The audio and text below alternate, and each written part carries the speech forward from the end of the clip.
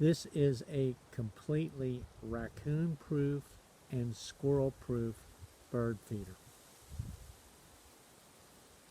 I purchased the bird feeder itself from Walmart for about 25 bucks.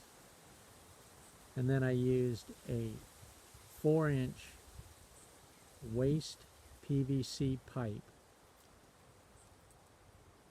with a cap to act as the baffle to prevent the raccoons and squirrels from climbing into the feeder. And it works perfectly.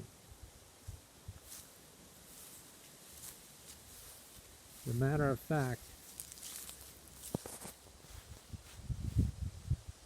that's as high as they can get.